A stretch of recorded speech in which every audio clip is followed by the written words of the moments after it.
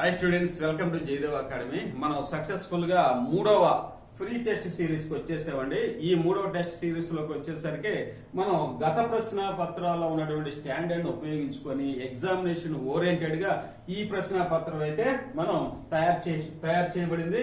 అయితే police department లో గనక పేపర్ గా చూసినట్లయితే చాలా స్టాండర్డ్ గా అయితే ఉండేయండి, చాలా స్టాండర్డ్ గా ఉండే, మరియు అవి కాన్సెప్ట్ ఓరియంటెడ్ కూడా ప్రిపేర్ చేయడం జరిగింది. కాన్సెప్ట్ ఓరియంటెడ్ ఇప్పుడు ఉన్నటువంటి పద్ధతి ప్రకారం అయితే కాన్సెప్ట్ ఓరియంటెడ్ గా ఎవరైతే అంటే ఒక సబ్జెక్ట్ మీద ఎవరికైతే ఆ పూర్తి అవగాహనగా అంటే ఎనలైటికల్ మేనర్ లో కనుక చదువుతారో వారు మాత్రమే ఆ ప్రశ్నలకి ఆన్సర్ చేసే విధంగా ప్రస్తుతం రూపొందించబడుతుందండి.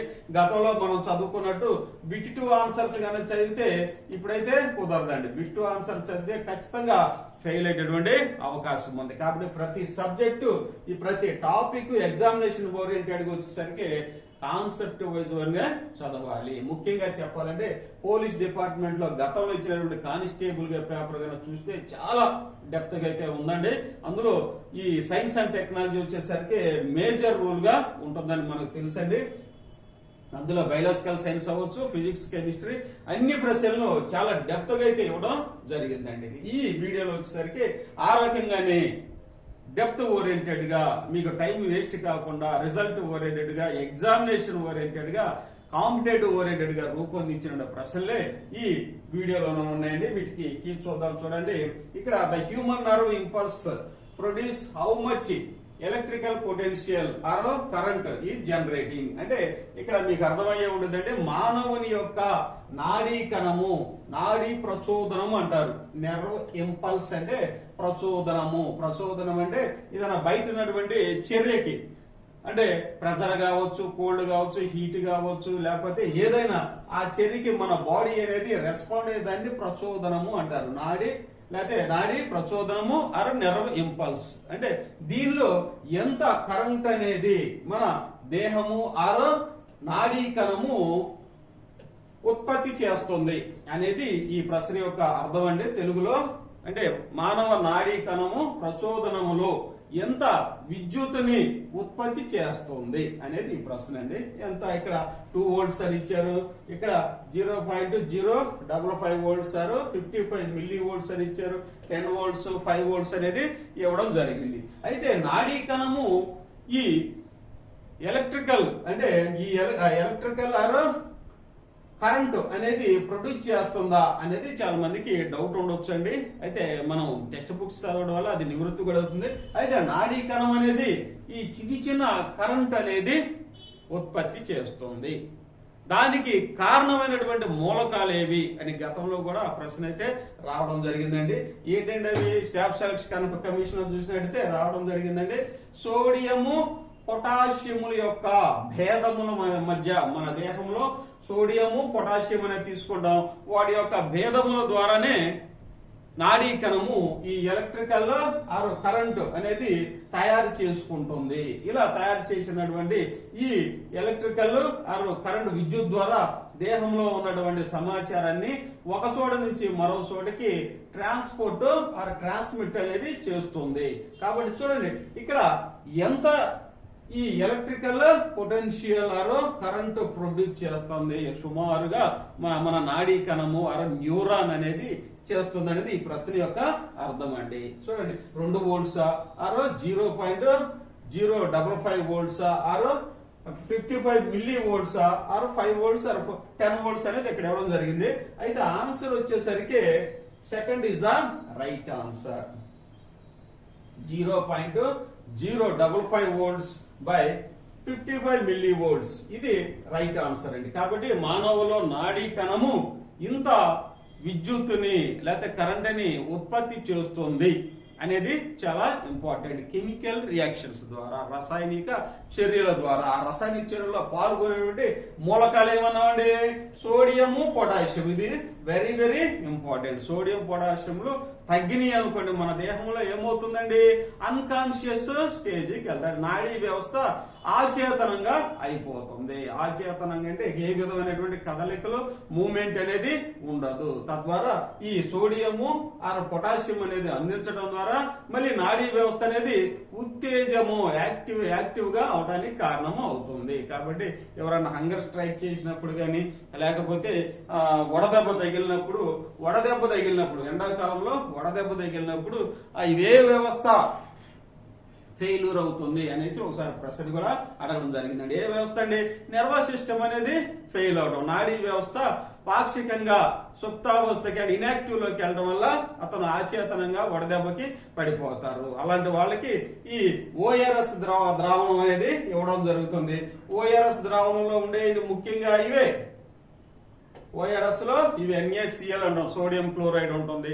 దానికి చిటికెడు ఉప్పు, ఒక 2-3 స్పూన్ల పంచదార ఇస్తే అందులో గ్లూకోజ్ కూడా వస్తుంది. కాబట్టి ఇమీడియట్ గా అతను ఓఆర్ఎస్ తీసుకోవడం ద్వారా యాక్టివ్ పొజిషన్ లోకి వస్తారు. ఇవన్నీ ఎగ్జామినేషన్ పాయింట్ ఆఫ్ లో గతంలో అడిగినటువంటి ప్రశ్నలు అనమాట, దీనికి రిలేటెడ్ గా ఉన్నటువంటి ప్రశ్నలు. కాబట్టి మీరు ఈ వీడియోని ఎక్కడ స్కిప్ చేయకుండా చూస్తే కొంత మీరు చదివినటువంటి 90% నాలెడ్జ్ కి ఈ 10% కూడా యాడ్ అయితే మైనస్ మార్కుల యొక్క ప్రభావాన్ని మీరు తట్టుకోగలరు. ఎందుకంటే మైనస్ మార్క్ ఎక్కడ మీరు కోల్పోతారంటే సబ్జెక్ట్ ఎక్కువ చదవడం వల్ల ఎక్కువ కన్ఫ్యూజ్ అయ్యే అవకాశం ఉంటుంది. ఇలాంటి ప్రశ్నలు మీరు డిస్కస్ చేయడం వల్ల యాక్యురసీ అనేది వస్తుంది, టైం ఫ్యాక్టర్ యాక్యురసీ వస్తుంది. కాబట్టి ఇచ్చినటువంటి బిట్ని మీరు పర్ఫెక్ట్ గా కనుక ఆన్సర్ చేస్తే ఇవే మీకు ఉద్యోగం సంపాదించేటువంటి మార్కులు. అందరు పెట్టేటువంటి బిట్స్ మీరు పెడతారు, 100కి 70 పెడతారు. కానీ 100 తర్వాత వచ్చే 70 తర్వాత వచ్చే 71, 72, 73 ఇవే ఉద్యోగాలు సంపాదించే మార్కులు. కాబట్టి వీటికి మీరు జాగ్రత్తగా యాక్యురసీగా చదువుకోండి. నెక్స్ట్ చూస్తే హీమోగ్లోబిన్ ఆఫ్ బ్లడ్ ట్రాన్స్పోర్ట్స్ అంటే రక్తము ఎర్రగా అవడానికి కారణం ఏంటి? ఇదివరకు జనరల్ క్వశ్చన్స్ అన్నమాట. రక్తము ఎర్రగా ఉండడానికి కారణం ఏంటంటే హీమోగ్లోబిన్. అది అందరూ చదువుకునేవాళ్ళు. అది ఒక పెద్ద క్వశ్చన్ లాగా చదివి ఆన్సర్స్ బిట్ ఆన్సర్స్ గుర్తు పెట్టుకునేవాళ్ళు. అయితే ఇప్పుడు హీమోగ్లోబిన్ అనేది ప్రథమంగా రక్తం ఎర్రగా ఉండడానికి కారణము హీమోగ్లోబిన్, ఆకుపచ్చగా ఉండడానికి కారణము క్లోరోఫిల్, పత్రహరిత. ఇవన్నీ లో స్టాండర్డ్ ఇదివరకు వెళ్ళిన ప్రశ్నలు. కానీ ఇప్పుడు వాటి ఫంక్షన్స్ డెప్త్ గా వెళ్ళడం అనేది జరిగింది. ఇది చాలా మంది చదివి ఉంటారు, అయినప్పటికీ గుర్తు చేయాలి, దీని కాన్సెప్ట్ ఓరియంటెడ్ గా డిస్కస్ చేయాలి అనేది ఈ ప్రశ్న యొక్క ఉద్దేశంగా చూస్తున్నాం. చూడండి ఎట్లా మనం డిస్కస్ చేస్తాం. అసలు హీమోగ్లోబిన్ అనేది రక్తంలో ఉంటుంది కాబట్టి రక్తం అనేది రెడ్ కలర్ లో ఉంటుంది. ఎందుకని? హీమోగ్లోబిన్ కలర్ రెడ్ కాబట్టి. మరి రెడ్ కాకుండా ఇంకేమైనా రక్తము ఉంటుందా ఏదైనా కలర్ లో? అంటే బ్లూ కలర్ లో కూడా ఉంటుంది. స్నేయిల్స్ ఉంటాయి బ్లూ కలర్ లో, నత్తల్లో చూసినట్లయితే బ్లూ కలర్ లో ఉంటుంది. అట్లనే నో కలర్, ఏ విధమైన కలర్స్ ఉండదు అనమాట. రక్తం అనేది తెలుపు రంగులో ఉంటుంది. దానికి బెస్ట్ ఎగ్జాంపుల్స్ ఏం చెప్పుకోవచ్చు? ఇన్సెక్ట్స్ వచ్చేసరికి no colour or white colour అనేసి అనుకోవచ్చు. ఇట్లా ఇది ఒక కాన్సెప్ట్ గా ఓరియంటెడ్ గా చూసుకుంటే అయితే వి సరౌండింగ్ లోనే ప్రశ్న. అది హ్యూమన్ బయాలజీ నుంచి పోలీస్ డిపార్ట్మెంట్ కావచ్చు, పోలీస్ డిపార్ట్మెంట్ మెయిన్ ఫోకస్ గా చెప్పడం జరిగింది. అట్లానే ఏబిపిఎస్సి లో కూడా జనరల్ సైన్స్ అనేది వెరీ వెరీ ఇంపార్టెంట్, టిఎస్పిఎస్సి లో ఇంపార్టెంట్, డిఎస్సి లో కూడా ఇంపార్టెంట్, ఆర్ఆర్బి లో కూడా నెంబర్ 1 గా సైన్స్ అండ్ టెక్నాలజీ అడుగుతారు. కాబట్టి మీకు వీటిని కాన్సెప్ట్ ఓరియంటెడ్ గా మనం డిస్కస్ చేసుకుంటా డెప్త్ పెంచుకుంటా వెళ్తా ఉంటే మనకి వచ్చేటటువంటి ఎగ్జామ్స్ ని సమర్థవంతంగా ఎదుర్కోవడానికి అవకాశం ఉంటుందనేసి ఈ టెస్ట్ సిరీస్ అయితే మీకు ఇవ్వడం జరిగిందండి. ఇప్పటి వరకు మీరు ఎంతో కష్టపడి చాలా నాలెడ్జ్ సంపాదించారు.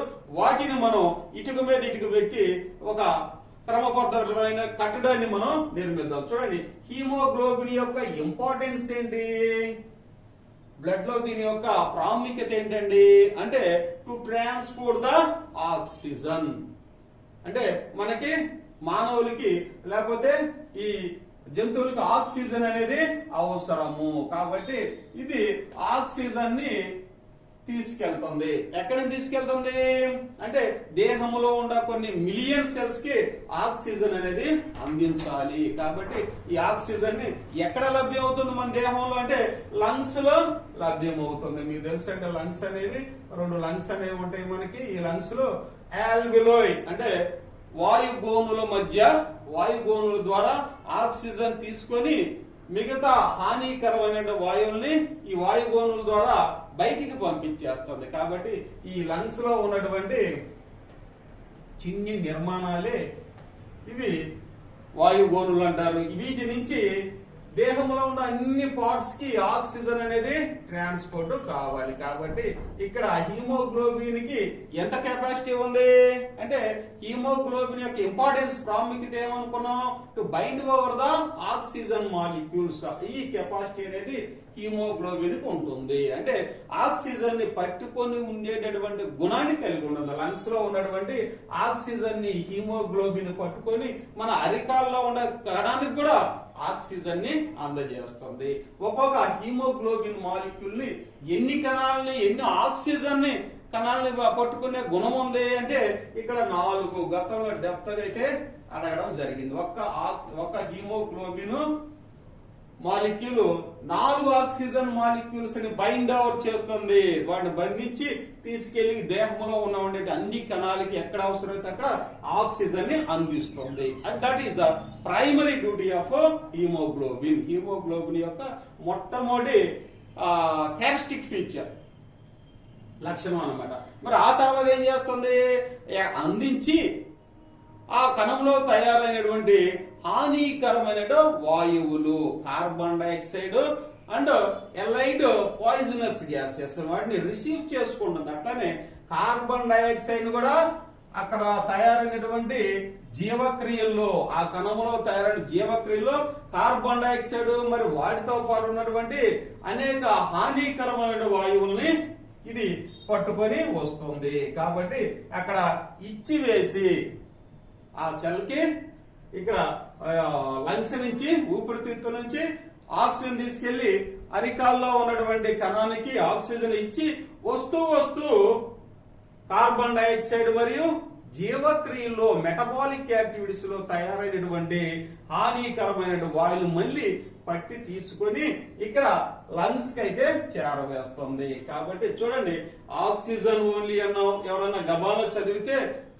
దీని యొక్క హీమోగ్లోబిన్ యొక్క ప్రైమరీ ఇంపార్టెన్స్ ఏంటంటే ఆక్సిజన్. కాబట్టి ఆప్షన్ 1 పెడతాం బిట్ ఆన్సర్ గా చదివితే. కాన్సెప్ట్ ఓరియడ్ గా మీరు చదివి ఉన్నట్లయితే ఈ 1 తర్వాత మిగతాయి కూడా ఆలోచిస్తారు. ఎనలైటికల్ గా ఆలోచించడం వల్ల ఈ బిట్ కూడా రైటే. కార్బన్ డైఆక్సైడ్ కూడా పోస్ట్ కు వస్తుంది. అయితే నైట్రోజన్ ఓన్లీ అనేది ఇక్కడ నైట్రోజన్ కాదండి. ఇక్కడ ఉన్నటువంటి A and B is the right answer. కాబట్టి ఇది వరకట్లాగా బిట్ ఆన్సర్ అనేది లేదు. ప్రశ్న ఈజీగానే ఉంటుంది. కింద ఉన్నటువంటి ఆప్షన్స్ మిమ్మల్ని కన్ఫ్యూజ్ చేసి ఆ మైనస్ మార్కింగ్ లో పడేయడానికి అవకాశం అయితే ఉంది. చిన్న ఈజీ బిట్ ను పోగొట్టుకున్నారు అనుకోండి, దాన్ని రిప్లేస్ చేయడానికి అతి కష్టమైన బిట్ దానికి అక్కడ చేర్చవలసి ఉంటుంది. కాబట్టి ప్రతి బిట్ ఇంపార్టెంట్, ఎందుకంటే లక్షల మంది అక్కడ పార్టిసిపేట్ చేస్తారు. కాబట్టి అట్లనే చూడండి హీమోగ్లోబిన్ ఏ కణంలో ఉంటుందండి, ఆర్బీసీలో ఉంటుంది.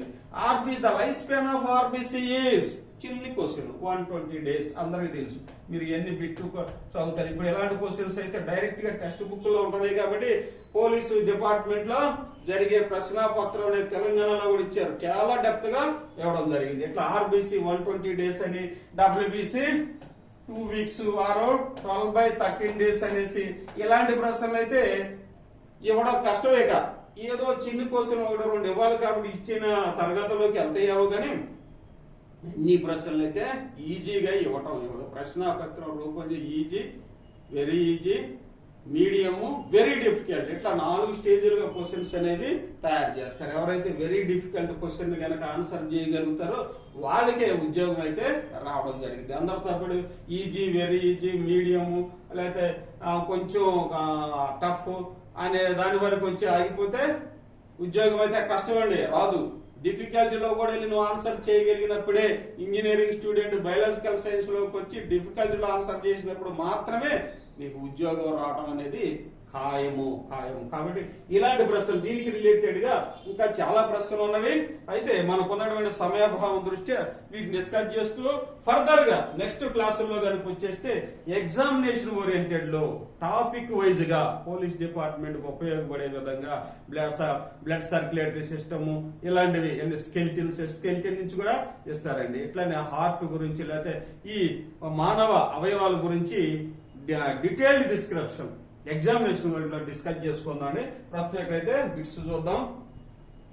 The structure that plays a major role in respiratory movements అంటే మన దేహంలో ఉన్నటువంటి రెస్పిరేటరీ ఆర్గాన్ ఏంటండి అంటే లంగ్స్ అన్నమాట.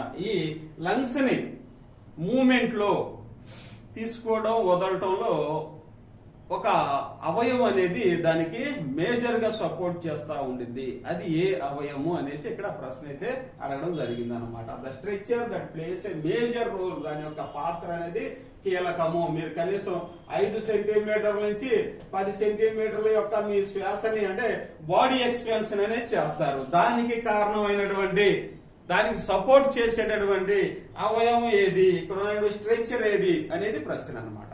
ఇప్పుడు అర్థమైంది మీకు. మీరు పోలీస్ కానిస్టేబుల్ టెస్ట్లకి వెళ్ళినప్పుడు బాడీ ఎక్స్పాన్షన్ అట్లీస్ట్ 5 ఉండాలి. 5 నుంచి మీ ఇష్టం, ఆ తర్వాత ఎంత అయినా ఉండొచ్చు. అలా ఎక్స్పాన్షన్ చేయాలంటే ఏ అవయవం కింద దాంట్లో అవసరం అన్నారు. Epiglottis or sinus venosus, pulmonary respiration, diaphragm. అంటే ఎపిగ్లాటిస్ అనేది మీరు ఎక్కడ ఉన్నారు, ఈ రెస్పిరేటరీ సిస్టమ్ లో ఉంటారు. ఎపిగ్లాటిస్ అంటే కొండ నాలుక తెలుగులో, ఇది కాదు. సైనస్ వెనోసిస్ ఇది వచ్చేసరికి హృదయంలో ఉంటుంది. హృదయంలో ఉన్నటువంటి యాంఫీబియన్స్ లో ఉంటుంది అనమాట. ఇది కాదు, ఇది హార్ట్ లో నిర్మాణంలో ఉంటుంది. పల్మనరీ రెస్పిరేషన్ ఇదంటే పుపుస శ్వాసక్రియ, ఇది కాదు. అయితే ఇక్కడ అడిగిన అవయవం డయాఫ్రామ్. డయాఫ్రామ్ ఎక్కడ ఉంటుంది, ఈ లంగ్స్ కింద ఒక చిన్న సన్నని పొరలాంటి భాగం అన్నమాట. డైజెస్టివ్ సిస్టమ్ కి మరియు ఈ లంగ్స్ కి మధ్య ఉన్నటువంటి ఒక సన్నటి ఒక పొరలాంటి నిర్మాణాన్ని డయాఫ్రామ్ అంటారు. ఇట్లా గాలి పీల్చుకునేటప్పుడు ఈ డయాఫ్రామ్ అనేది మేజర్ రోల్ గా పనిచేస్తుంది. కాబట్టి ఇక్కడ ప్రశ్న అనేది అప్లైడ్ మేనర్ లో అడగడం జరిగింది. ఇంకా దీని గురించి ఎక్స్ప్లెయిన్ చేయాలంటే నెక్స్ట్ క్లాసుల్లో చూద్దామండి. ఇక which part called as voice box of respiratory system of human beings. ఇక్కడ ఏమైనా అడిగాడు, మానవుని యొక్క శ్వాస వ్యవస్థలో ఏ భాగాన్ని వాయిస్ బాక్స్ అంటారు. వాయిస్ బాక్స్ అంటే మనకి తెలుసు, అంటే శబ్ద పేటిక అంటారు అన్నమాట. తెలుగులో వచ్చేసరికి శబ్ద పేటిక అంటారు. సపోజ్ కనుక రెస్పిరేటరీ ట్రాక్ ను కనుక చూసినట్లయితే ఎట్లా ఉంటుందండి, దీనికి అనుసంధానమై లంగ్స్ ఎలా ఉంటాయి. ఇవి చిన్న చిన్న ఇవి గొట్టాలుగా వెళ్ళిపోతాయి అనమాట. ఇవన్నీ ట్రెకియోల్స్ అంటారు వీటిని. దీన్ని పైన భాగాన్ని వాయిస్ బాక్స్ అంటారు. ఇది ట్రెకీ అండి, ఇది లారింగ్స్, పైన ఒకసారి ప్యారింగ్స్ వచ్చింది. ఇవన్నీ ట్రెకియోల్స్ అంటే ఇవన్నీ లంగ్స్ అండి. ఇక్కడ ట్రెకియా వచ్చేసరికి గాలి గొట్టము అంటారు. ఇది తీసుకున్న గాలి గొట్టం ద్వారా వెళ్తా ఉంటుంది, దీన్ని ట్రెకియా అంటారు. దీన్ని సపోర్ట్ చేస్తూ ఒక సి షేప్డ్ రింగ్స్ అనేవి ఉంటవి. అది నెక్స్ట్ క్లాస్ చెప్పుకుందాం. ఈ గాలి అనేది ఇక్కడికి వెళ్తా ఉంటుంది, లేకపోతే ఇక్కడి నుంచి ఈ గాలి గొట్టం ద్వారా ఈ లారింగ్స్ లోకి వస్తుంది. లారింగ్స్ అంటారు. రెస్పిరేటరీ పైన ఉన్నటువంటి భాగాన్ని, రెస్పిరేటరీ సిస్టమ్ పైన ఉన్న భాగాన్ని లారింగ్స్ అంటారు. ఈ లారింగ్స్ ఎప్పుడైతే శబ్దాన్ని గాలి తీసుకోవడం వదలడం అనేది జరిగింది అనమాట. ఇన్స్పిరేషన్ ఎక్స్పిరేషన్ అంటారు. ఆ సమయంలో ఇది శబ్దాన్ని అనేది ప్రొడ్యూస్ చేస్తుంది. అయితే గతంలో ప్రశ్న కూడా రావడం జరిగింది అనమాట. ఈ లారింగ్స్ అనేది ఇప్పుడు ఆన్సర్ వచ్చేసరికి లారింగ్స్, తర్వాత ప్యారింగ్స్ అనేది దీనిపైన ఉన్నటువంటి the meeting place of both digest system and respiratory system. అంటే ఈ కింద ఉన్నటువంటి గొంతులు ఈ రెండు కలిసే భాగాన్ని ప్యారింగ్స్ అంటే అంటారండి. ప్యారింగ్స్ అంటారు. ఈ ముందు క్లాసులో చెప్తాను. అయితే ఇక్కడ ఈ లారింగ్స్ అనేది ఇంపార్టెంట్ అనమాట. గతంలో నేను మర్చిపోదాం. గతంలో వచ్చేసరికి ప్రశ్నలు ఎలా అడిగారంటే లారింగ్స్ అనేది వాయిస్ బాక్స్ అని తెలుసు, శబ్దాన్ని ఉత్పత్తి చేస్తుంది. ఈ లారింగ్స్ లో 1 పెయిర్ వోకల్ కార్డ్స్ అనేవి ఉంటాయి. వోకల్ కార్డ్స్ అనేవి శబ్ద ధ్వని తంతువులు అంటారు. తెలుగులో ధ్వని తంతువులు అంటే ధ్వనిని ఉత్పత్తి చేసేవాడిని ఈ వోకల్ కార్డ్స్ అంటారు. వోకల్ కార్డ్స్ అంటారు. అయితే గతంలో ప్రశ్న ఇంకొంచెం డెప్త్కి వెళ్ళి అడిగాడంటే శబ్దాన్ని ఈ లారింగ్స్ గాలి తీసుకునేటప్పుడు ఇన్సైడ్ తీసుకునేటప్పుడు శబ్దం చేస్తుందా, లేకపోతే ఊపిరితిత్తుల నుంచి గాలి మళ్ళీ బయటికి పంపించేటప్పుడు శబ్దాన్ని ఉత్పత్తి చేస్తుందా అనేది ప్రశ్న అడిగాడండి. చూడండి, మీరు ఎక్స్పెరిమెంట్ చేయండి. తీసుకునేటప్పుడు మనం మాట్లాడలేము, వదిలేటప్పుడు expiration, inspiration, expiration. And inspiration అంటే intaking the air inside lungs అనమాట. ఎక్స్పిరేషన్ అంటే మన లంగ్స్ లో ఉన్నటువంటి గాలిని బయటికి పంపించడాన్ని ఎక్స్పిరేషన్. అయితే ఈ లారింగ్స్ ఎప్పుడు శబ్దాన్ని ఉత్పత్తి చేస్తుందండి అంటే ఎక్స్పిరేషన్ ఆఫ్ ఎయిర్, అంటే మన లంగ్స్ లో ఉన్నటువంటి గాలి అనేది బయటికి వెళ్ళేటప్పుడు మాత్రమే ఎక్స్పిరేషన్, బయటికి వెళ్ళేటప్పుడు మాత్రమే శబ్దాన్ని ఉత్పత్తి చేస్తుంది. Sound producing during the expiration of air. ఎప్పుడు సౌండ్స్ ఎప్పుడు చేస్తుందండి గాలిని బయటికి పంపించేటప్పుడు మాత్రమే లారింగ్స్ అనేది శబ్దాన్ని చేస్తుంది. బయటికి పంపించేటప్పుడు మాత్రమే శబ్దాన్ని ఉత్పత్తి చేస్తుంది అనమాట. ఇక్కడి నుంచి ఎయిర్ ఉంది, ఈ ఎయిర్ ని బయటికి ఎలా వెళ్ళేటప్పుడు మాత్రమే లారింగ్స్ ద్వారా శబ్దాన్ని ఉత్పత్తి చేస్తుంది. మీకు అర్థం అవడానికి ఇలా రాశానండి. ఇది ఓకేనా, మీకు అర్థమై ఉంటుంది. ఇది ఇలా కాన్సెప్ట్ ఓరియంటెడ్ గా మనం డిస్కస్ చేసుకోవడం వల్ల మీరు చదివినటువంటి సబ్జెక్టు ఇంకా బ్రష్ అప్ నాలెడ్జ్ ఇంకా గెయిన్ అవుతుంది, యాక్యురసీ అనేది వస్తుంది. యాక్యురసీ కోసమే మనం చెప్తున్నటువంటి ఈ వీడియోనండి. During the photosynthesis which gas formed అంటే ఫోటోసింథసిస్ జరిగేటప్పుడు ఏ వాయువు తయారవుతుంది, ఏ వాయువు తయారవుతుంది? కార్బన్ డైఆక్సైడా, హైడ్రోజనా, నైట్రోజనా, ఆక్సిజనా? కార్బన్ డైలాగా ఒకసారి CO2 అంటాడు. ఈ వీడి యొక్క మూలకాల పేర్లు కూడా ఇంపార్టెంట్ అండి. మీకు తెలుసు అయినా కొంతమంది చెబుతాను. హైడ్రోజన్ ఈ సింపుల్ గా ఇట్లా ఇచ్చేస్తాడు, N2 అంటాడు, CO2 అంటాడు, O2 అండి. మనం ప్రస్తుతం ఉపయోగించే వర్డ్సే కాబట్టి వీటి కామన్ నేమ్స్, కామన్ ఫార్ములాస్ కూడా మీకు తెలుసు.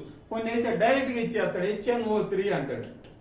HNO3 అంటే నైట్రిక్ ఆమ్లము, C2H5OH ఆల్కహాల్ అంటే ఇట్లా మీరు కొన్ని వాడి యొక్క నేమ్స్ కూడా తెలుసుకోవడం చాలా ఇంపార్టెంట్ అండి, చాలా ఇంపార్టెంట్. ఎందుకంటే డైరెక్ట్ గా ఇచ్చేసాడంటే మనం ఇబ్బంది పడిపోతాం అనమాట. కార్బన్ డైఆక్సైడ్ అని చదివి CO2 తెలుసు, కొన్ని ఇంకా ఫర్దర్ గా తెలుసుకోవడానికి ప్రయత్నం చేయండి. అది నా బెస్ట్ సజెషన్ ఫర్ యూ. అయితే ఇక్కడ చూడండి, ఏ వాయువుని ఉత్పత్తి చేస్తుంది అనేది ఇంపార్టెంట్ అండి. ఇక్కడ ఆక్సిజన్ అనే దాన్ని ఉత్పత్తి చేస్తుంది. ఈ రెండింటి మీద ప్రశ్నలు అనేది జరుగుతుంది అనమాట. కార్బన్ డైఆక్సైడ్, ఆక్సిజన్ ఇదన్నా అడుగుతాడు. ఫోటోసింథసిస్ లో ఈ వాయువుని ఉపయోగించుకొని ఆహార పదార్థాలని మొక్కలు తయారు చేసుకుంటాయి. ఏ వాయువుని? కార్బన్ డైఆక్సైడ్ ని ఉపయోగించుకోండి. ఫోటోసింథసిస్ లో ఈ వాయువు ఉత్పత్తి అవుతుంది, రిలీజ్ అవుతుంది. కాబట్టి ఇది ఆక్సిజన్. మనకి 10th క్లాస్ లో చూసినట్లయితే ఈ డిసెల్ గరాడ ద్వారా వాటర్ నుంచి లోపల ఉండే మొక్కను పెడతారు ఫోటోసిస్. అదేదండి హైడ్రిల్లా మొక్క. ఇది స్పీడ్ గా ఫోటోసింథసిస్ కిరణజన్య సంయోక్రియ చేస్తుంది. కాబట్టి ఇమీడియట్ గా రిజల్ట్ అనేది రావడానికి ఈ మొక్కను పెడతారు. ఇక్కడి నుంచి వాటర్ నుంచి పైన ఇది పడటానికి దీనిపైన ఒక టెస్ట్ ట్యూబ్ అనేది పెడతారు. ఈ వాటర్ ద్వారా ఇది పైకి ఒక కలర్లెస్ గ్యాస్ అనేది వస్తుంది. దాన్ని పరీక్ష చేయాలంటే అది ప్రొడ్యూస్ అయినటువంటి గ్యాస్, ఉత్పత్తి అయినటువంటి గ్యాస్ ఆక్సిజనా కాదని తెలుసుకోవడానికి ఒక చిన్న పరీక్ష అనేది ఉంటుంది. దాన్ని మనం బర్నింగ్ స్టిక్ అనమాట. అంటే ఏదన్నా స్ప్లింటర్ అంటే అగ్గిపొలని గీసి అందులో పెడితే ప్రకాశవంతంగా మండింది అయితే కార్బన్ డైఆక్సైడ్, ఆరిపోయింది అయితే కార్బన్ డైఆక్సైడ్. టప్ ధ్వనులతో ఆరిపోవడం, శబ్దం చేస్తుంది హైడ్రోజన్. ఇట్లా ప్రతి దానికి ఒక కాన్సెప్ట్ అయితే ఉండేది. ఏమో ఇంకా లోపలికి వెళ్ళి ఇలాంటి ప్రశ్నలు అడిగినా ఆశ్చర్యం లేదు. ఎందుకంటే అభ్యర్థి యొక్క డెప్త్ ని పరీక్షించేదానికే ఈ ఎగ్జామ్. కాబట్టి పైన ప్రశ్నలు అయితే ఇక రానున్నటువంటి పోలీస్ కానిస్టేబుల్లో కానీ లేకపోతే మిగతా బయలాజికల్ సైన్స్ ఓరియంటెడ్ ఆరో సైన్స్ అండ్ టెక్నాలజీ ఓరియంటెడ్ ప్రశ్నలు అయితే చాలా డెప్త్ గా అయితే ఉండబోతున్నాయండి. మీకు నేను ఈ వీడియో ద్వారా తెలియజేస్తున్నానండి. కలర్లెస్ బ్లడ్ అక్కర్స్ ఇన్, ఇంత ముందు చెప్పాను నేను. కలర్లెస్ బ్లడ్, కలర్లెస్ అంటే ఏంటండి, ఏ విధంగా రంగు లేదు. దాన్ని సైంటిఫిక్ గా ఏమంటారు, ఆల్బినో అంటారు. సైంటిఫిక్ గా ఆల్బినోస్ ప్రజెంట్ ఇన్ విచ్ కంట్రీ అంటారు. అంటే తెల్ల చర్మం కలిగిన వాళ్ళని ఆల్బినోస్ అంటారు. అయితే వీళ్ళని ల్యూకోడెర్మ్స్ అంటారు. ల్యూకోడెర్మ్స్ అంటే ల్యూకో అంటే వైట్ అని, నో కలర్ అని, డెర్మ్ అంటే స్కిన్ అని. ఈ కలర్లెస్ కి ఇన్నైతే ఉంటాయి అన్నమాట. కానీ మనకి రంగునిచ్చేటటువంటి పదార్థం ఏంటండి, మానవుని చర్మానికి రంగునిచ్చేటువంటి పదార్థము, చర్మానికి కాదు హెయిర్ కూడా ఇచ్చేది ఏ పదార్థం, ఏ పిగ్మెంట్, వర్ణ ద్రవ్యము అంటారు. ఈ రంగు రావడానికి కారణం ఏంటంటే మెలానిన్. మెలానిన్ అనేది మీకు తెలుసు అండి, మరోసారి గుర్తు చేస్తున్నా. మెలానిన్, తెలుగులో మెలానిన్. మెలానిన్ అనేటువంటి వర్ణ ద్రవ్యము, పిగ్మెంట్ ద్వారా మానవుని యొక్క చర్మానికి లేకపోతే హెయిర్ కి రంగు అనేది వస్తుంది. అలా ఈ మెలనిన్ గనక లోపిస్తే, మెలనిన్ గనక లేకపోతే వీళ్ళ యొక్క రంగు అనేది, చర్మం రంగు వైట్ గా వెళ్ళిపోతుంది, కలర్లెస్ గా వెళ్తుంది. దాన్ని ఆల్బినిజం అంటారు. ఆల్బినిజానికి కారణము చర్మానికి రంగు లేకపోవడం. చర్మానికి రంగునిచ్చేటటువంటి వర్ణద్రవ్యము మెలనిన్, వెరీ వెరీ ఇంపార్టెంట్. సరే, దీని ద్వారా ఈ బిట్ అయితే మనం కలర్లెస్ బ్లడ్ దేంట్లో ఉంటుంది, ఇందాకే చెప్పుకున్నాం. ఇవన్నీ ఆప్షన్స్ చూస్తే insect is the right. Insects, కీటకాలు. ఇన్సెక్ట్స్ అంటే కీటకాలు. ఈ టెర్మినాలజీ మీకు చెన్నై కూడా చెప్తున్నాను అనుకోవద్దు, ఎందుకంటే కొంతమంది సరిగ్గా సైన్స్ తో టచ్ ఉండదు కాబట్టి వాళ్ళ కోసం చెప్తున్నా. ఎక్కువ మంది 90% తెలుసు అండి, ఒక 10% తెలియదు, వాళ్ళకి చెప్తున్నా. సరే, normal blood pressure of human beings. Question చిన్నదే కానీ ఆప్షన్ వచ్చేసరికి మన టంగ బిట్లు చదివి వెళ్తాం. 100 మందిలో కనీసం ఒక 5 దొరుకుతారు. ఇక్కడ 95 members there selected right answer. వాళ్ళు 95% చేస్తారు. ఒక 5 స్పీడ్ గా వెళ్ళిపోతా 80/120, 120/80 అనుకుంటూ వెళ్ళిపోతారు. గబాలు చూసేసి అనుకోడా స్పీడ్ లో టైం అయిపోయిందని ఎట్లయినా దొరుకుతారు. ఒక 5% దొరికినా సరిపోయిందిగా. ఎలిమినేషన్ లో ఎగ్జామినర్ కి ఇంపార్టెంట్. అట్లనే ఇక్కడ 120/80 అనేది important. 120/80 is the right answer. అయితే ఒకసారి ఏం అడిగాడంటే, మానవుని యొక్క బ్లడ్ ప్రెషర్ ని కొలిసేటటువంటి పరికరము పేరు ఏమిటి? ఇది పోయింది, 120/80 పోయి ఆ పరికరం పేరు ఏంటనేసి అడిగాడండి. స్పిగ్మోమానోమీటర్. స్పిగ్మోమానోమీటర్ అనేది ఈ పరికరం పేరు అండి. మనం వాడేటటువంటి బ్లడ్ ప్రెషర్, బీపీ కొలిసేటటువంటి పరికరం పేరేంటి? తెలుసు, అందరికీ తెలుసు. అయితే ఎట్లనే 5% వీళ్ళ కోసం చెప్పడం జరిగింది. స్పిగ్మోమానోమీటర్ ద్వారా రక్తం యొక్క ఈ బ్లడ్ ప్రెషర్ ని, రక్తం యొక్క పీడనాన్ని అన్నమాట, బ్లడ్ ప్రెషర్ ని కొలిసేటటువంటి పరికరం పేరండి. అంటే heart attack is caused by the blackening of. అంటే హార్ట్ అటాక్ మీకు తెలిసి ఈ క్వశ్చన్ తెలుగులో చెప్పాల్సిన పని కూడా ఏం లేదు. అంటే గుండెపోటు రావడానికి కారణమైనటువంటి రక్తనాళం మీద, ఏ రక్తనాళం మూసుకుపోవడం వల్ల, ఫంక్షన్ సరిగ్గా చేయకపోవడం వల్ల హార్ట్ అటాక్ అనేది రావడం జరిగింది. నంబర్ ఆఫ్ ఎగ్జామ్స్ అడిగాడు ఇదివరకు, స్టాఫ్ సెలక్షన్ కమిషన్ కావచ్చు, రకరకాల వాటిలో అడగడం జరిగింది. అయితే మనం సర్క్యులేటరీ సిస్టమ్ వచ్చినప్పుడు ఇవన్నీ చక్కగా మీకైతే ఎగ్జామినేషన్ పాయింట్ ఆఫ్ వ్యూలో, అకాడమిక్ పాయింట్ లో నేను ఎక్స్ప్లెయిన్ చేయను. ఎందుకంటే అకాడమిక్ పాయింట్ లో తెలుసుకుంటే ఏ ప్రశ్న అయినా ఏది ఇంపార్టెంట్, ఏది నాన్ ఇంపార్టెంట్ తెలియదు. మొత్తం ఒకటే చెప్పుకుంటూ వెళ్ళిపోతారు. బయాలజీ అంటే బయాలజీ మొత్తం చెప్పడం వల్ల యూజ్ ఉండదు. అది తెలుసుకోండి. ఎగ్జామినేషన్ పాయింట్ ఆఫ్ లో ఎక్కడ మనకి ఈ ప్రశ్న పడిద్ది అని చెప్పటమే కాంపిటేటివ్ ఫ్యాకల్టీ యొక్క లక్షణము. ఎక్కడ మనకి ఇంపార్టెంట్, ఏది ఎక్కువ చదవాలి, ఏది మార్పు తెచ్చే బిట్ అనేది తెలుసుకోవడమే కాంపిటేటివ్ లో మనం చేయాల్సిన పని, ఉద్యోగం కోసం చేయాల్సిన పని అంట. పల్మనరీ ఆర్టరీ అంటే పుపుస ధమని, కరోనరీ ఆర్టరీ అంటే కరోనరీ అంటే ఏంటి, హృదయ ధమని. కరోనరీ అంటే హృదయ ధమని. ఇక మూడో సరే కరోనరీ వెయిన్. కరోనరీ అంటే హృదయ సిరలు. Pulmonary vein పుపుస సిరలు. ఇవి ఇక్కడ వచ్చేసరికి కన్ఫ్యూజ్ అనేది అవుతుంది. ఏంటి పల్మనరీస్ ఏంటి, కరోనరీ ఏంటి అని చాలా మందికి కన్ఫ్యూజ్ అవుతుంది. కరోనరీ అనే మాట వస్తే హృదయానికి గుండెకి సంబంధించిన మాట, పల్మనరీ అనే మాట వచ్చేసరికి పుపుస అంటే లంగ్స్ ఊపిరితిత్తులకు సంబంధించిన వెయిన్స్ అనేది అక్కడ ఉన్నటువంటి వెయిన్ సిరలు. కరోనరీ ఆర్టరీ అంటే హృదయం మీద ఉన్నటువంటి దమన్లు. The importance the function of artery is to carries the oxygenated blood. ఇది చేసే పని ఏంటి, ఆర్టరీ చేసే పని ఏంటి, ఆక్సిజనేటెడ్ బ్లడ్ అంటే ఆమ్లజని సహిత రక్తాన్ని మన దేహంలో ఉన్న అన్ని భాగాలకి అందజేసేదే ఆర్టరీ. కాబట్టి ఆర్టరీ చేసే పని ఇది. కాబట్టి ఈ ఆర్టరీ చేసే పని ఏది, ఇక్కడ కరోనరీ ఆర్టరీ అంటే హృదయానికి అవసరమైనటువంటి ఆక్సిజన్ అందజేసేదే ఈ ఆర్టరీ. కాబట్టి ఇక్కడ హృదయ ధమని వచ్చేసరికి దాంట్లో కొలెస్ట్రాల్ అంటే చెడు ఫ్యాట్ అనేది బ్లాక్నింగ్ అవటం వల్ల మీరు చూసే ఉంటారు ఇప్పటికే ఈ బ్లడ్ వెజల్స్ కనుక చూసినట్లయితే వీటిల్లో ఇట్లా అక్కడక్కడ ఎక్కువ ఫ్యాట్ అనేది డిపాజిట్ అయిపోయి ఇవి రక్తం యొక్క వెళ్ళేటటువంటి వాటిని ఆపుతా ఉంటాయి అన్నమాట. ఇలా ఈ డిపాజిట్ ఎక్కువై పెరిగిపోయి పైది కిందది కలిసిపోవడం వల్ల ఇక్కడ రక్త ప్రసారం అనేది హృదయానికి అందకపోవడం వల్ల ఆటోమేటిక్ గా హార్ట్ అటాక్ అనేది రావడం జరిగింది. అలా రావడానికి ఏ ధమని పనిచేస్తుందంటే ఎక్కడ జరుగుతుందంటే కరోనరీ ఆర్టరీలో జరుగుతుంది. ఇది చాలా సార్లు స్టాండర్డ్ క్వశ్చన్ అడగడం జరిగిందండి. మీకు సర్క్యులేటరీ సిస్టమ్ వచ్చినప్పుడు ఆర్టరీస్ వెయిన్స్ వాటి యొక్క పొజిషన్ అయి ఉండవు, వాటి పరిస్థితిని బట్టి వాడికి పేర్లు పల్మనరీ కరోనరీ అనేసి రావడం రాదు. సిస్టమిక్ అయోర్ట్ అనేసి ఇవన్నీ నేను నెక్స్ట్ క్లాసులో డీటెయిల్డ్ గా ఎగ్జామినేషన్ ఓరియంటెడ్ లో మీకు ఎక్స్ప్లెయిన్ చేస్తాను. Next which gland present on the top of the kidney. ఏ గ్రంథి కిడ్నీ పై భాగంలో ఉన్నది అనేది ఇక్కడ ప్రశ్న అండి. కిడ్నీస్ ఒక జత కిడ్నీస్ అని ఏమనుకుంటే మీకు తెలుసండి. ఈ కిడ్నీ పై భాగంలో ఉన్నటువంటి గ్రంథి ఏది, గ్లాండ్ ఏది అనేసి ప్రశ్న అడిగండి. ఒక టోపీ లాగా ఒక గ్లాండ్ అయితే ఉంటుంది ఇట్లా. ఆ గ్లాండ్ పేరు ఏమిటి అనేది ఇక్కడ ప్రశ్న.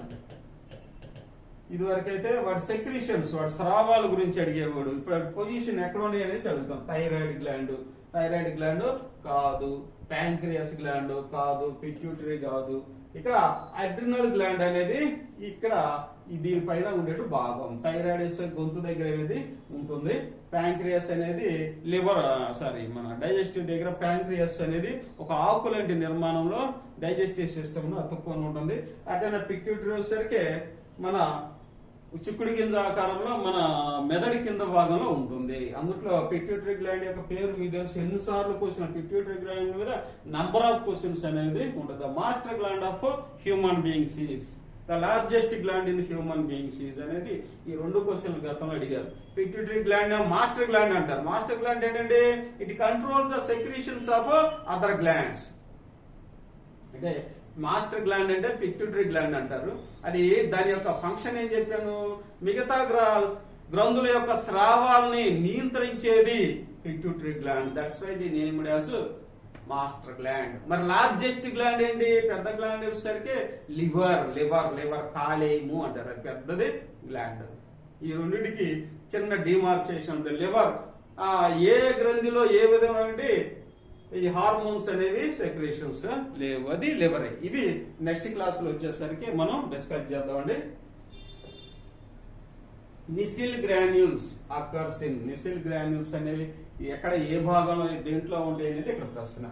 నిసిల్ గ్రాన్యూల్స్ అనేవి న్యూరాన్ లో ఉంటుంది. న్యూరాన్ కనుక చూస్తే ఇట్లా న్యూరాన్ అనేది ఉంటుందండి. ఈ న్యూరాన్ అనేది ఇవన్నీ ఎండ్స్ అన్నమాట. ఒకదాన్ని ఒకటి బైండింగ్ చేయటానికి adjacent neurons. The longest cell in human beings neuron. ఈ న్యూరాన్ లో పొడవైనటువంటి కణం అన్నమాట. ఒక మధ్య భాగంలో కేంద్రకం న్యూక్లియస్ ఉంటుంది. దాని చుట్టూ ఒక చిన్న ఈ బూడిద రంగులో కొన్ని నిర్మాణాలు ఉంటాయి. వాటినే నిసిల్స్ గ్రాండ్స్ అంటారు. నిస్సిల్ గ్రాన్యూల్స్ అంటారు, న్యూరాన్ లో ఉంటుంది. న్యూరాన్ కి పేరేంటి? నాడీ కణము or nerve cell. Nerve cell, neuron, నాడీ కణము, నెర్వ్ సెల్ అనేసి అంటారండి. నాడీ కణానికి ఈ పేర్లు అయితే ఉండి, ఈ నాడీ కణంలో దీన్ని సెల్ బాడీ అంటారు. సెల్ బాడీలో ఈ కణాలు అయితే ఉంటాయి. నిస్సిల్ గ్రాన్యూల్స్ అయితే ఉంటాయండి. నిస్సిల్ గ్రాన్యూల్స్ ఇది ఇక్కడ ప్రశ్న అయితే రావడం జరిగింది. నిస్సిల్ గ్రాన్యూల్స్ అనేవి ఎక్కడ ఉంటవి అనేది. మోనోసైట్ అంటే వైట్ బ్లడ్ సెల్ అని, గ్లాండ్ సెల్, లింఫోసైట్ ఇవన్నీ మీకు బ్లడ్ లో వచ్చినప్పుడు డీటెయిల్ గా ఎక్స్ప్లెయిన్ అనేది చేయడం జరుగుతుంది. ఇక నెక్స్ట్ వన్ చూస్తే the number of pairs of cranial nerves in human beings. అంటే క్రేనియల్ నెర్వ్స్ అనేవి ఎన్ని ఉంటవి మానవుల్లో? క్రేనియల్ నెర్వ్స్ సంఖ్య ఎంత? నెర్వ్స్ అనేవి మానవులు ఎన్ని ఉంటాయండి? అదో ప్రశ్న. ఎన్ని ఉంటాయి టోటల్ వచ్చేసరికి? టోటల్ 43 ఉంటాయి. అమాంగ్ దిస్ క్రేనియల్ నెర్వ్స్ అంటే స్పైనల్ నెర్వ్స్ ఉంటాయి. స్పైనల్ నెర్వ్స్ ఎన్ని ఉంటాయండి? స్పైనల్ వచ్చేసరికి 31 ఉంటాయి. అట్లానే క్రేనియల్ నెర్వ్స్ వచ్చేసరికి 12 ఉంటాయి. మొత్తం కలిపితే 43 అనేది ఉంటది. స్పైనల్ నెర్వ్ అంటే ఏంటి? వెన్ను నాడులు. తెలుగులో వాళ్ళకి, తెలుగు మీడియం అభ్యర్థులకి వెన్నుపాము వారు వెన్ను నాడులు అంటారు. వెన్నుపాము నుంచి ఉద్భవించే నాడుల్ని స్పైనల్ నెర్వ్స్ అంటారు. అట్లానే క్రేనియల్ నెర్వ్స్ అంటే కపాల నాడులు. అంటే మెడ మీద నుంచి పైన నుండి నాడుల్ని కపాల నాడులు అంటారు. అంటే మన తలలో ఉండేటువంటి నాడులు 12 ఉంటాయి. 12కి 12 ఫంక్షన్స్ అనేవి ఉంటాయి. వీటిలో వచ్చేసరికి 10వ నాడిని వేగస్ నాడి అంటారు. వేగస్, ఇది గతంలో ప్రశ్న అనేది రావడం జరిగింది. VAGUS, వేగస్ నాడి అంటారు. దీని యొక్క ఫంక్షన్ ఏంటి? Very very important. It controls the heart beats of heart అన్నమాట. అంటే హృదయాన్ని, ధ్వనుల్ని, హృదయం చేసేటువంటి ఒక మూమెంట్స్ ని కంట్రోల్ చేసేది ఏంటంటే వేగస్ నాడి. అంతేకాకుండా సెక్రీషన్స్ ఆఫ్ గ్లాండ్స్ అన్నమాట. అంటే ఈ గ్రంథుల యొక్క సెక్రీషన్స్, వాడి యొక్క స్రావాలను కూడా కంట్రోల్ చేసేది 10వ నాడి వేగస్ నెర్వ్. ఇది వెరీ వెరీ ఇంపార్టెంట్. అయితే ఇక్కడ ఆన్సర్ మన క్రేనియల్ నెర్వ్స్ ఎన్నని చెప్పుకున్నాం. ఈ పాటికి మీకు అర్థమయ్యే ఉంటుందండి. ఆన్సర్ లో తప్పు వచ్చింది. ఇక్కడ 12, ఇది 12 వేసుకోండి. 2 ఇస్ ద రైట్ ఆన్సర్. కాబట్టి క్రేనియల్ నర్వ్స్ అనేది ఏంటండి? 12 pairs. 12 pairs అనేవి 12 pairs అండి. 12 pairs అనేవి ఇంపార్టెంట్. క్రేనియల్ నర్వ్స్ అనేవి 12 జతలు అనేవి ఉంటవి. ఇక్కడ 12 ప్లస్ 31 43 మొత్తం మానవుడు ఉండేటువంటి నెర్వ్స్. కాబట్టి ప్రశ్నలు అనేవి 3 ప్రశ్నలు ఉన్నాయి మనం చెప్పుకున్న వాటిలో. ఒకటి, మానవుల్లో ఉండేటువంటి నాడుల సంఖ్య ఎన్ని? 43. వెన్నుపాములో ఉన్న నాడుల సంఖ్య ఎన్ని అని అడుగుతాడు. 31 జతలు. కపాల నాడులు ఎన్ని? 12 జతలు. అట్లానే హృదయ స్పందనలను మరియు గ్రంథుల యొక్క స్రావాల్ని నియంత్రించే అతి ముఖ్యమైనటువంటి నాడి ఏది? 10వ నాడి వేగస్ నాడి అనేది ఇక్కడ వెరీ వెరీ ప్రతి దానికి ఒక పెక్యులర్ క్యారెక్టరిస్టిక్ ఫీచర్ అనేది ఉంది. అది ఎగ్జామినేషన్ పాయింట్ ఆఫ్ ఇంపార్టెంట్. మరియు రానున్న క్లాస్ లో చెప్పుకుందామండి. This is the last one. కాబట్టి ఎగ్జామినేషన్ పాయింట్ ఆఫ్ వ్యూలో ఇంకా మీకు ముందు మంచి మంచి బిట్స్ అనేవి తయారు చేయడానికి సిద్ధంగా ఉన్నాం. వెల్లిగా డెప్త్ అనేది పెంచుకుంటూ వెళ్తున్నాం. ఒక బిట్ కనుక ఎక్స్ప్లెయిన్ చేసామంటే దాని చుట్టూ ఉన్న ఎగ్జామినేషన్ పాయింట్ ఆఫ్ వ్యూలో గతంలో వచ్చినటువంటి ఎగ్జాముల్లో ఏ విధంగా అడిగారు అనేది మీకు ఇవ్వడం ద్వారా మీరు సమయత్వం అవుతారు. అవేర్నెస్ అనేది జరిగింది అనేసి ఈ ప్రశ్న సెలెక్ట్ చేశాము. పోలీస్ డిపార్ట్మెంట్ కి అయితే చాలా ఉపయుక్తంగా ఉంటుందండి. చాలా అసలు ఇవి గనక మీరు ప్రిపేర్ అయితే ఆటోమేటిక్ గా మీరు ఇంత ముందు చదివినటువంటి నాలెడ్జ్ ఈ ప్రశ్నలు గనక మీరు 2 గనక కలిపి చదువుకోవడం వల్ల యాక్యురసీ, టైం ఫ్యాక్టర్ 2 అనేవి కలిసి వస్తాయి. కాబట్టి మీకోసం ఇప్పుడు ఉన్నటువంటి రిక్రూట్మెంట్ పోలీస్ డిపార్ట్మెంటే ఉంది. కాబట్టి మీకోసమే ఈ ప్రశ్నలు అనేవి ఫ్రేమ్ అనేది చేయడం జరిగింది. కాబట్టి ఇవి మీరు చూసి మీ ఫ్రెండ్స్ కూడా షేర్ చేయండి. మీ ఫ్రెండ్స్ కూడా షేర్ చేయటం వల్ల వాళ్ళకి ఉద్యోగం వచ్చే అవకాశము కలుగుతుంది. అట్లానే మన ఇన్స్టిట్యూట్ కూడా మీరు సహాయం చేసిన వాళ్ళు అవుతారని మీకు తెలుసండి. కాబట్టి ఇంతవరకు ఈ వీడియోని మీరు పరిశీలించినందుకు మరొకసారి జైదేవ అకాడమీ తరఫున మీకు ధన్యవాదాలు తెలియజేస్తున్నాము.